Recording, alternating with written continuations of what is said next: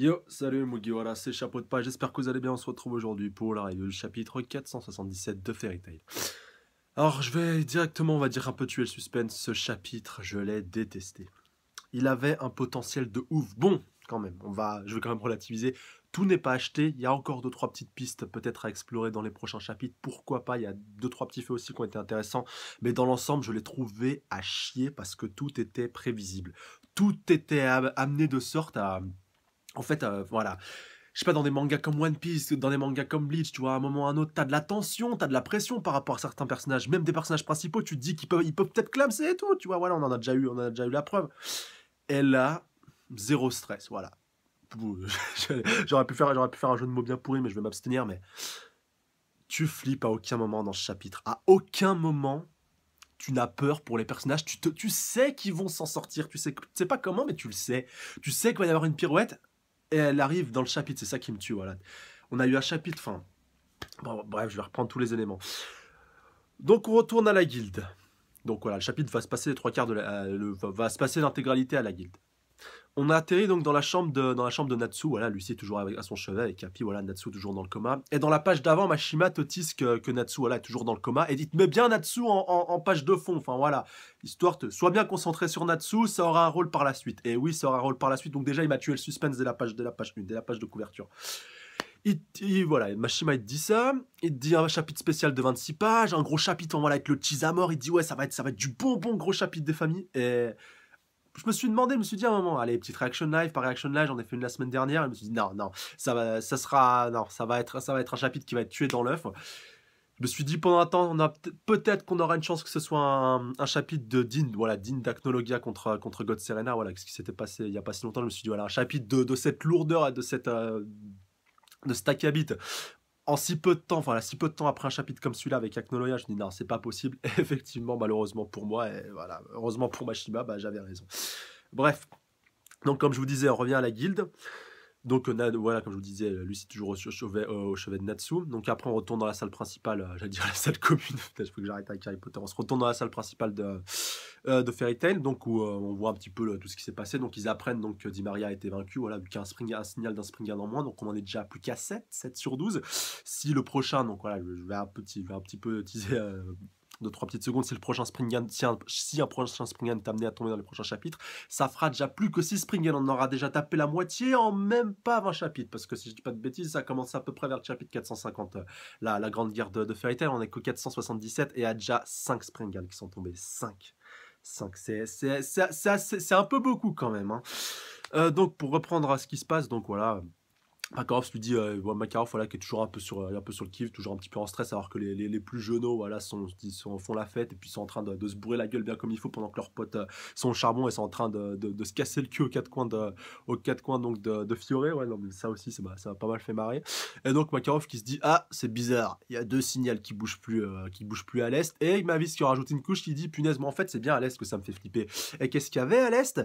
Bah, il y avait les 4 dieux d'Ishgal, voilà, enfin les 4 nouveaux dieux d'Ishgal, plus donc Auguste, punaise Jacob, et puis aussi donc God Serena qui s'était fait one shot par Acnologia. Donc eux ça bouge plus apparemment. Donc on peut être en droit de se penser, on peut se dire ouais, Auguste il est en train de soigner God Serena, ça prend du temps, c'est pour ça qu'il bouge plus. Mais qu'est-ce qui empêche Jacob de se bouger le cul, hein? Qu'est-ce qui l'empêche de partir un peu en avant, surtout que leur cible c'était Fairy Tail, ça avait été annoncé. Et quelqu'un survient à la guilde, voilà, quelqu'un qu'on ne connaît pas. Pendant un premier temps, je me suis dit c'est peut-être Gildart. Et puis non, il a pas de cap, il colle pas trop. J'ai pesé un peu le pour et le contre. Je vous jure, c'est véridique, hein. Avant de tourner la page, je me suis bien teasé, j'ai bien essayé, j'ai bien analysé on va dire la silhouette du gars avant de deviner qui c'était. Et j'avais raison, c'était Jacob.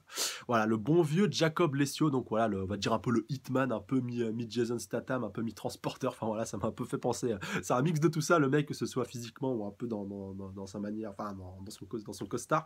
Voilà, c'est un cocktail de tout, le mec.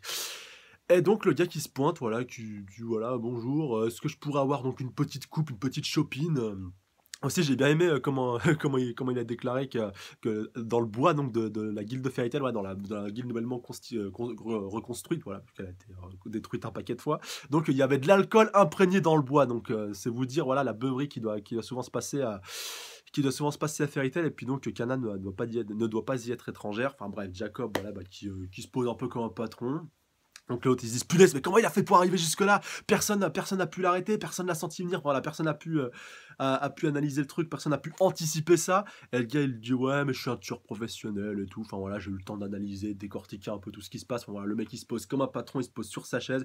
Et leur dit, allez, amenez-moi une petite coupe, amenez-moi une petite chopine de vin ou de bière, voilà, enfin d'alcool, histoire que je peux bourlinguer la gueule avec vous. Même vous, profitez-en pour boire, pour teaser votre dernier coup. Et puis après voilà, après voilà, je terminerai le boulot, je vous buterai, voilà, même s'il y a Makarov, même s'il y a Mavis, même s'il y a Kala, même s'il y a Pierre-Paul Aujac, voilà, je m'en fous, je vais tous vous killer.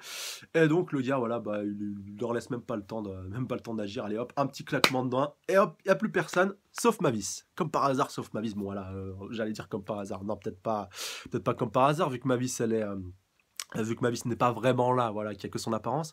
Mais ce qui est choquant, c'est ce qui se passe juste derrière. Putain, quand j'ai vu cette page, j'avais envie de me taper la tête contre un mur. Le mec, il arrive à la toucher. Le mec, il arrive à la one-shot, un fantôme. Le mec, il arrive à one-shot, enfin, à one-shot. Il arrive à taper, à bourlinguer sur un fantôme. Tu connais un peu le principe du fantôme, Mashima? Le fantôme, tu le traverses. Enfin, déjà. Les fantômes, tout le monde ne peut pas les voir. Déjà, comme c'est le cas de Mavis, voilà, comme elle dit, punaise, mais comment il arrive à me toucher? Surtout que, de un, c'est pas mon corps. De deux, je suis un fantôme. Et de trois, seules les mages de Fairy Tail peuvent me voir. Et le gars, il arrive quand même à la taper, à la machiner, à l'enchaîner. Bon, j'ai un peu pesé le pour et le contre parce que à chaud, franchement, à chaud, je pense que. Je pense que ça aurait été vraiment encore plus catastrophique. Mais bon, voilà, j'ai une petite théorie par rapport à ça. Je vous la balancerai en fin de review parce que franchement, si c'est pas cette théorie-là, je sais pas comment Mashima il a fait. Là, franchement, on va dire, je sais pas comment il fera pour que ce soit à peu près crédible. Parce que déjà que moi, c'est chaud du slip pour que ma théorie elle soit crédible. Mais ça peut passer, voilà, sur un malentendu, ça peut passer sur deux, trois petits détails. Si vraiment tu forces, ça passe. Mais voilà, déjà, c'est pas gagné d'avance. Bref, j'y reviendrai en fin de review. Et donc, vous vous en doutez, qu'est-ce qui va se passer? Surtout que Jacob, voilà, Jacob en plus va un peu casser le suspense. Là aussi, ça m'a énervé vraiment. Juste après, déjà il venait d'enchaîner ma vie, ça m'avait énervé. Surtout qu'en plus, qu'on voit les coups qu'il a portés donc au fantôme, ça se répercute donc sur l'humaine histoire et donc sur Fairy Earth, sur le cocon de Mavis, donc qui se trouve sous la guilde de Fairy Tail, je le rappelle, dans son cristal. Le cristal commence à se fissurer et Mavis commence à saigner. Donc, c'est-à-dire que des coups que son fantôme serait censé recevoir. Donc, si on suit la logique, le fantôme n'est pas son corps, donc le corps ne devrait pas pouvoir ressentir de dégâts. Eh ben si, voilà, on va dire à travers cette semi-conscience, son corps physique, son vrai corps arrive à ressentir des dégâts. Enfin bref, c'est complètement what the fuck. Et donc pour continuer et pas s'arrêter en si bon chemin, Mashima va encore rajouter une couche. Il va nous dire que en plus, non, Jacob n'a pas tué donc tous les membres de Fairy Tail comme il l'avait annoncé au début du chapitre. Non, il les a transportés dans une sorte de dimension alternative pseudo-parallèle et ils sont aux portes de la mort. Enfin voilà, selon ses dires, parce que moi j'y crois pas une seconde. Hein, voilà. Enfin voilà, j'y reviendrai en fin de review encore une fois pour pas casser tout le mythe maintenant. Mais voilà, le gars il dit qu'en gros ils sont dans une dimension parallèle et que si Mavis veut bien se donner, veut bien se sacrifier, veut bien se laisser capturée, si vous voulez, par Jacob si elle résiste pas, que voilà, et ben que il lui dit aussi tout simplement où se trouve donc son corps originel, parce qu'il a besoin, malgré tout, il a quand même besoin du corps originel pour récupérer l'humaine histoire et pour pouvoir aller livrer, aller faire sa petite livraison de colis à Zeref. Et donc il lui dit que si elle coopère, et ben il les libérera, et puis voilà, et puis tout rentrera dans l'ordre. Enfin, tout rentrera dans l'ordre, on va dire, pour les matchs de Fairy Tail. Et puis voilà, Mavis, elle pèse un peu le coup, elle contre, elle dit ouais, mais si je les libère, et ben quelque part, je me livre un petit peu. Et si je me livre, et ben ils auront plus du tout aucune chance de gagner. Ouais, ça, je suis moyennement chaud. J'y reviendrai encore une fois. Sur la partie finale de ce chapitre, mais bon, voilà, ça m'a vraiment énervé. J'aurais beaucoup aimé d'ailleurs qu'on voit quel aurait été le choix de Mavis, mais malheureusement, vous en doutez, ça va pas se passer comme ça, vu que Lucy qui était dans la guilde, Lucy qui aurait dû se faire happer donc par le sort spatio-temporel de Jacob, vu que le sort s'est propagé bien à toute la guilde. Je dis bien à toute la guilde et ça aura son importance dans la fin de la review. Punaise, elle va vraiment être chargée cette fin.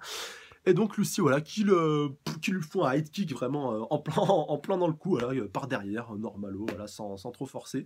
Et la page d'après, le pire en plus, là vraiment le détail qui tue, tu la vois déjà avec une tenue, je crois que c'est celle de Taurus, tu vois qu'elle se rechange, allez hop, nouvelle tenue, la case d'après, enfin, voilà, elle a pu changer sans trop forcer, elle se change en plein combat, enfin voilà, c'est normal, enfin...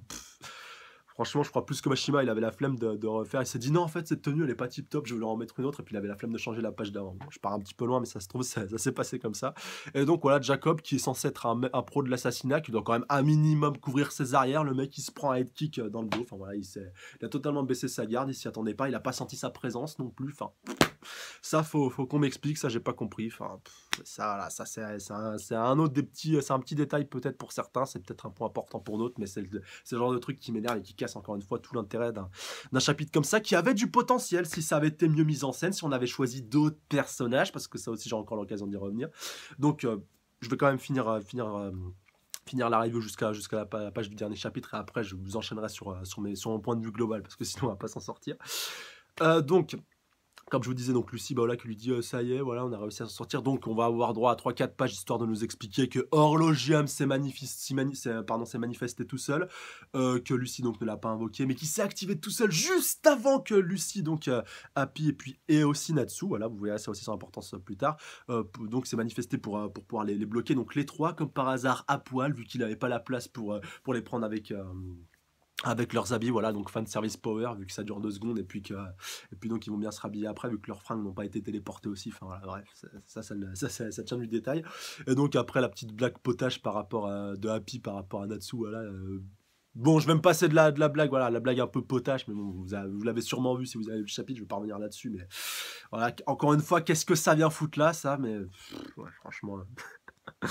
J'essaie de trouver un minimum de points constructifs, de points positifs, mais il y en a vraiment pratiquement pas. C'est ça qui est affligeant dans ce chapitre-là.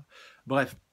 Donc pour terminer, bah voilà, ça a l'air un petit peu de Jacob, du coup ça l'a un petit peu cassé dans son élan, donc le mec il est un peu vexé dans sa fierté de mec, dans sa fierté de mâle, dans sa fierté de tueur, donc il sort une sorte de petit couteau de lancer, et donc il lui dit maintenant tu vas perdre la tête, je vais te buter, machin et tout. On voit qu'il balance le couteau, et qui c'est qui surgit de nulle part? Encore une fois le grand héros, le héros de Senna, et qui lui dit Lucy, avec ou sans sa tête, ça restera Lucie. Ça, c'est la phrase du scanner, franchement. Oh, quand je l'ai vu, vous pouvez pas vous douter comment je me suis marré. Franchement, Mashima, il avait aucune inspiration. Bon, certains me diront, ouais, c'est la traduction, machin et tout. Ouais, tu regardes le sens de la phrase, ça reste le même. Hein. Le gars, grosso merdo, il a dit ça. Et donc, voilà, c'est un... Au bout d'un moment, mieux vaut la fermer, rien dire que dire de la merde comme ça. Donc Natsu, bah voilà, qui intervient, qui brûle, bien entendu, donc le couteau qu'il se prend, mais qui brûle avec son feu. Donc Natsu qui a récupéré tous ses esprits, visiblement, qui a récupéré toute sa force, et donc qui dit, donc avec Lucy qui lui dit super Natsu, t'es revenu, tu vas pouvoir t'occuper du combat et tout.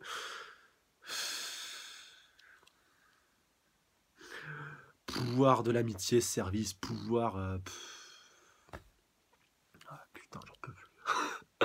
Non mais je vous jure, il y avait tellement mieux à faire avec Jacob, pourquoi ne pas avoir ramené Brandish, bordel de merde, Brandish, on a envie de la revoir depuis qu'elle s'est fait mettre en tôle, depuis qu'on sait la vérité sur son passé, qu'est-ce que tu viens nous casser la tête à nous ramener Lucy, à nous ramener Happy, à nous ramener Natsu, on les a vus 36 000 fois, on se les coltine depuis le début de Fairy Tail, ils ont des échéances qui vont arriver incessamment sous peu, ils auront d'autres adversaires à affronter encore plus puissants, très certainement Zeref pour Natsu, et certes, très certainement voilà, d'autres personnes très importantes, mais pourquoi les ramener encore une fois ici? Pourquoi encore nous remettre de la surenchère de Natsu? Natsu, à ce compte, autant lui faire affronter tous les Springan d'un coup, il les one-shot et puis basta, on passe à autre chose. Mais pourquoi le ramener encore une fois là? Pourquoi? Moi, c'est ça qui m'a tué. Pourquoi? J'ai envie de voir Brandish, moi. Bon, voilà, je fais un peu le forceur sur Brandish, mais c'était vraiment la seule personne qui était à Fairy Tail, qui aurait pu intervenir, qui aurait pu avoir une magie efficace, et qui aurait pu, on va dire, entre guillemets, esquiver, si vous voulez, le coup de la magie spatio-temporelle. Voilà, il aurait pu trouver une pirouette du sort, c'est aussi une Springan, enfin voilà, officiellement, c'en est encore une. Donc elle a pu esquiver donc sa magie spatio-temporelle, elle n'a pas été affectée et tout. Vous voyez, ça aurait pu être crédible, ça aurait eu de la gueule, et ça aurait été intéressant à voir, mais putain, nous ramener encore une fois Natsu, mais punaise, le pauvre, franchement, même lui, je pense qu'il en a marre. Non, mais je suis désolé, excusez-moi pour ce coup de gueule, mais là... J'en peux plus là, franchement j'en peux plus. Le niveau de déception de ce chapitre avec le potentiel qu'il avait, en plus Jacob, voilà, c'est pas un mauvais gars, il est bien construit, il a un bon chara-design, il est badass. Quand je l'ai vu la première fois, je me suis dit waouh, punaise, il est avec Auguste et tout, il doit être balèze le mec. Mais le mec, il va pas faire 2-3 chapitres, chapitre prochain, chapitre prochain, 2, 3, allez, 3, je donne 3 chapitres, grand max, le mec il est killé, il est HS, il est hors Fairy Tail, un peu comme Agile, voilà, il est nexté de, il est nexté de la Grande Guerre. Enfin voilà, laissez-moi aller dans les commentaires par rapport à ça, mais vraiment ça m'a saoulé. Et donc vraiment, pour revenir sur le point important là, que je vous disais par rapport au fait que Jacob ait pu ressentir Mavis et ait pu la tuer. Donc si vous suivez Fairy Tail Zero, je crois en plus que l'animé passe en ce moment, voilà, il y a deux, trois petits éléments qui sont assez intéressants. Bon, ça je l'ai trouvé sur le wiki donc, de Fairy Tail, donc ça je l'ai déjà vu il y a 2-3 chapitres, mais là je pense que c'est important d'en parler maintenant, vu que ça peut peut-être avoir un lien. Donc vous n'êtes pas sans savoir que Jacob a une petite marque de crâne donc, sur le front. Donc cette marque, je crois, c'est la marque du clan des assassins. Non, pas du clan des assassins, pardon, de la guilde de Blue School, qui est une ancienne guilde noire qui sévissait à l'époque où Mavis a fondé Fairy Tail. Enfin, un petit peu avant, quand elle était, on va dire, à partir du moment où elle a quitté l'île de Tenro avec Precht, donc Hades avec Yuri et puis avec Warod Seken. Et donc voilà, entre temps, elle est arrivée donc à Magnolia, mais à l'époque, c'était pas tout joyeux comme maintenant. Enfin, il n'y avait pas Fairy Tail qui avait rapporté la paix. C'était vraiment une époque de guerre et de troubles. Et donc, il y avait une guilde noire, donc Blue School, qui sévissait à Magnolia. Et donc, Mavis avec Warod et avec tous les deux, donc elle les a affrontés. Et donc, elle a réussi au final à les vaincre. Et le boss donc de cette guilde-là de Blue School, je crois qu'il s'appelait Geoffrey, a fondé plus tard Phantom Lord. Voilà, la première guilde noire qui a. Non, attendez, c'était une guilde officielle. Enfin bref, c'était une guilde officielle, mi-guilde noire, qui était dirigée donc par José Porla. D'ailleurs, je crois bien que José est un des descendants de Geoffrey. Enfin, au niveau du chara design, ça colle un petit peu. Et je crois donc que Jacob est lui aussi un descendant d'un ancien membre pardon, donc de Blue School. Et donc voilà, que c'est un peu le seul membre de Blue School qui est encore en vie. Enfin, à part avec José, mais José, je sais pas s'il est encore vivant ou autre, ou peut-être qu'il a un lien de parenté avec lui. Enfin bref, voilà. Vous voyez à peu près le topo. Et donc c'est pour ça, je pense que Jacob a pu donc toucher Mavis et a pu donc lui infliger des dégâts. Voilà, ça date, si vous voulez, un peu par transmission peut-être génétique, ou par peut-être transmission de sa magie, ou peut-être par transmission de Blue School. Je pars très très loin. Là, encore une fois, c'est à prendre avec des pincettes, mais ça expliquerait pourquoi il peut donc toucher Mavis, vu que donc son ancien boss avait la possibilité d'annuler donc la magie de Mavis, qui était à l'époque de créer des illusions. Enfin, voilà, elle arrivait à créer l'illusion qu'elle pouvait créer plusieurs armées derrière elle, pardon. Et donc Geoffrey à l'époque avait réussi à dissiper sa magie, si vous voulez. Il avait déjà prouvé à l'époque qu'il pouvait donc déjà un peu contrer la magie de Mavis, et je pense que ça s'est peut-être transmis via ses disciples, donc après la dissolution donc de punaise, après la dissolution de Blue School, ça a pu être transmis à des disciples dont Jacob ferait partie. Et donc ça expliquerait pourquoi il a pu entrer en interaction avec Mavis et a pu lui infliger des dégâts. Enfin voilà, c'est ma petite théorie. Vous me laissez vous avis dans les commentaires par rapport à tout ça. Est-ce que vous me dites si c'est crédible pour vous, ou si, voilà, si vous avez notre idée. Donc comme d'habitude, n'hésitez pas à mettre un petit pouce bleu, commenter, partager, surtout à vous abonner à la chaîne si ce n'est pas déjà fait pour plus de reviews. Sur ce, je vous laisse à la semaine prochaine en espérant un chapitre quand même un peu mieux fourni, avec un peu plus de suspense. Voilà, encore une fois, pour revenir vite fait sur les points de ce chapitre, c'est vraiment le. Voilà, j'aurais aimé qu'on nous tease, par exemple, Jacob à la fin du chapitre précédent, qui fasse disparaître tout le monde. Là, ouais, là, ça aurait mis un petit coup de pression. Bon, du coup, il aurait dû un peu plus développer, rallonger ce chapitre-là, mais bon, ça aurait pas été si dommageable que ça au final. Mais là, il nous envoie Jacob dès le début du chapitre pour mieux le casser à la fin avec Natsu donc qui se pointe. Bon, après, le combat n'est pas encore gagné d'avance, mais avec Natsu qui est sur le champ de bataille, enfin à moins qu'un autre intervenant donc ce point, donc peut-être Brandish, voilà, c'est peut-être ma petite théorie par rapport à la suite. Franchement, je prie pour que ça arrive, qu'on laisse un peu Natsu tranquille, qu'on laisse aller se charger d'autres combats un peu plus intéressants, un peu plus passionnants. Et voilà, franchement, j'espère que ça se fera, que Brandish aura, en tout cas, si c'est pas ce combat-là contre un autre Springan, peut-être contre Auguste, pourquoi pas, ou contre un autre, que Brandish, voilà, pourra avoir son combat contre un de ses anciens alliés, un des membres des 12 Springan, et voilà, qu'on puisse vraiment la mettre en avant, parce que c'est un personnage qui est fort, c'est un personnage qui a de l'histoire, et c'est un personnage qui se doit d'être exploité. Enfin voilà. Encore une fois, je me fais un peu l'avocat de Brandish, mais ça m'énerve que ce personnage soit sous-exploité à ce point, surtout qu'on a mis vraiment beaucoup de choses en place, qu'on lui a fait un passé assez bien construit et en parallèle avec celui de Lucie. Et, voilà, vraiment, Mashima, il s'est vraiment donné du mal pour lui donner du background, et voilà, de le voir ne pas s'en servir. Franchement, si elle reste dans la geôle, dans la prison de Fairy Tail jusqu'à la fin de la guerre, franchement, ce serait vraiment dommage, ou s'il s'en sert jusqu'à la fin. Enfin voilà, il y a du potentiel pour la faire intervenir un petit peu avant. Enfin voilà, on a eu du Erza, on a eu du Gajil, enfin on a eu du Natsu, on a eu du Lucie depuis la Grande Guerre contre pas mal de Springan, donc voilà, Brandish mérite elle aussi d'être mis un petit peu en avant. Bon voilà, sur ce, je vous laisse, prenez soin de vous, à la semaine prochaine, salut à tous, sayonara.